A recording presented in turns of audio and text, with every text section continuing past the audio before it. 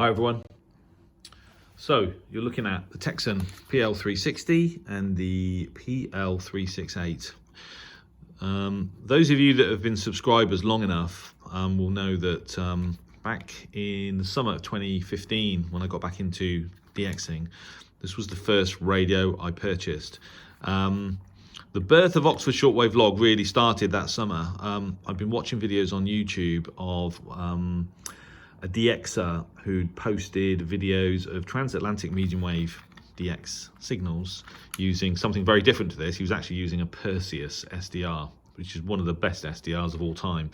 But it did greatly inspire me and made me think of my Sangean ATS-803A, which at that point was still rusting away in the shed for a bit, and had been there for about 20 years. And I thought, that actually looks interesting. Maybe I should get back into it, buy a radio. Now, I wasn't even sure whether I'd enjoy it or not, so I bought this because it was about 30 quid. And if you go back to the start of my channel, which is scrolling back through several thousand videos, you'll see that I think the first recording I ever did on the channel was Radio Havana, Cuba, using this radio. There's probably over 100 videos using this radio before I then went out, and I think I then bought the Yaesu FRG 8800 around about that time, and then I also bought the Sony ICF 2001D. Two very different radios, but this was really what inspired it all. A couple of years ago, Tecsun bought out the PL-368, and in between the 365. Now, I've always kind of really liked the sort of prepper, sort of walkie-talkie sort of style, vertical style of these, or form factor of these radios. They're very handy to use. And there's a difference between the 360 and 368, in that the 368 has sync, which apparently is an improvement over the 365. Apparently it's got less sync warble, although if you read the reviews, it's still basically rubbish when you compare it to the old Sony radios, you know, the ICF 2001D, the ICF SW77, etc., etc. But more crucially, this now has sideband, so you can listen to ham radio traffic. That gives you extra selectivity. It has audio bandwidth filters now that you can switch between, 10 hertz tuning. So, and quite obviously, a keypad now for direct frequency input, rather than just relying on the wheel that you scroll on the side. Now it's this, the 368 still has this. So there's some sort of fundamental differences, although they look very similar, fundamental improvements on the 368. I remember when I first saw it, I thought, yeah, that's interesting enough that I'm going to get one. And so I did. And you know, the 360 is a good radio. In terms of sort of performance as a function of price, it's up there. It's 30 quid. And I can remember I used to use it by winding an external wire antenna around the base of the telescopic, run it out the window. And not that long ago, I copied Radio Clube de Para on 4885 kilohertz. That's a sort of regional station in Brazil, northern Brazil, South America. I think they run about 1,000 watts. Copied it on this radio. I can remember copying North Korea, the Voice of Korea, DPRK on this radio several times. You know, it is a good radio, but lacks a bit of sensitivity, obviously, and lacks a lot of selectivity. And so some of that will be overcome with the enhanced features of the PL-368. Now, I'm not going to run through the operation of this radio. That's probably been done online 1,000 times, which you get in the box. So, I mean, the box and the crate don't feel particularly high quality, but then you wouldn't expect them to be. There's a list of features on the back, actually. So FM, medium wave, long wave, short wave, SSB, DSP, digital signal processing. It's got ETM, which is enhanced tuning mode, whereby the radio will scan through and temporarily store all the signals that it finds. It's been doing that for years. My PL-310 ET from several years ago had that, but it is a useful feature, and it has 850 memories, so which is also useful if you do that kind of stuff, which I don't. Little booklet manual. All of it's in English, which is good. Here's the actual radio itself. So there you go, PL-368 versus the PL-360, form factor almost identical. The antenna on this telescopic is a bit thinner and a bit longer than the PL-360. Here you've got the additional buttons for direct frequency input. The rest of it's basically pretty similar. Tuning wheel, thumb wheel. You can still scroll through stations. I think on the increments, I think, depends on how fast you scroll. You can get up to about 40 kilohertz a click, I think, on the PL-368 volume control. 5-volt DC input. Now, one thing about these radios, or one development that I don't like, is that the PL-360, you'd put 3 AA's into it and you'd use them, and then they run out and you'd replace them. Things have moved on now, unfortunately. Tecsun, like they do with all their radios, or almost all the radios now, have included a lithium-ion battery, BL5C. That's that flat 5-volt lithium battery.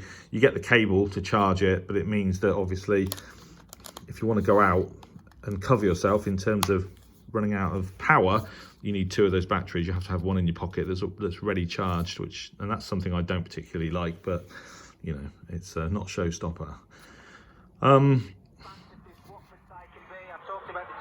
The audio on this little radio is actually pretty good.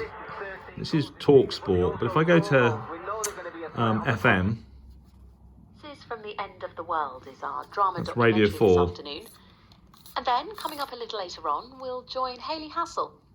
On Weekend Woman's Hour this afternoon, we'll hear from a woman who had to go to her GP and the hospital 3 times before being diagnosed. So I think you'll agree, the audio on it's pretty good for a small radio. Very handy for sort of traveling, etc. So the radio comes with the AM external antenna, which I'm guessing is a ferro rod with a coil wrapped around it, wound around it. Let's see if I can find a weaker station.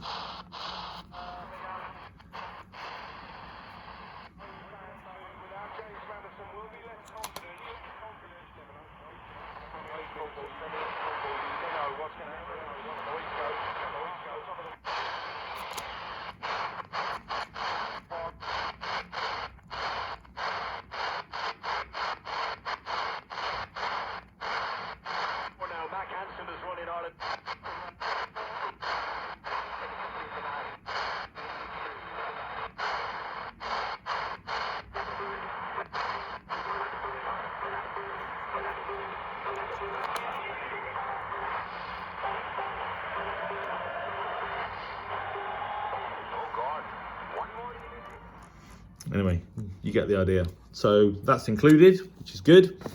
Well, what do I normally listen to? So if I go 10, 5, 3, I don't think you even need to do enter.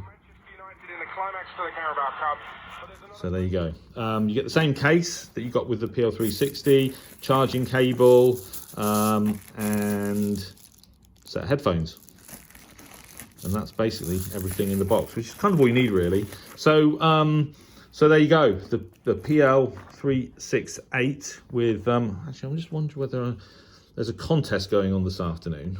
Well, I'm not going to hear anything, probably on the telescopic. This might not work on, well, definitely going on 40 meters, and there's a French contest going on. Just wondering. Let's go. Where do we want to be? Lower sideband. See whether we can hear anything on the telescopic.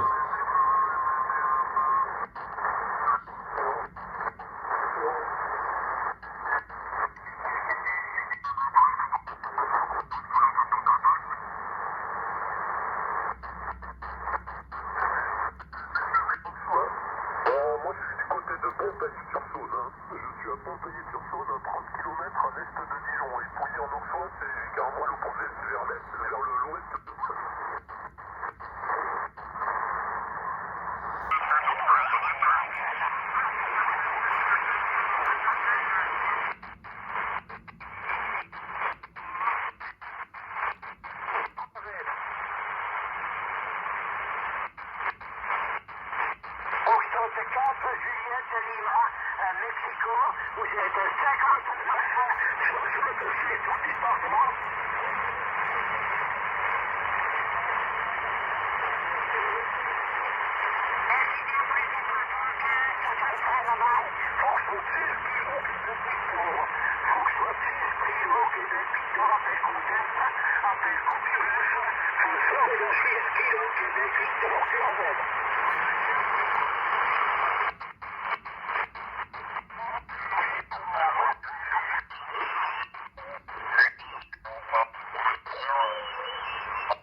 Band's so crowded this afternoon.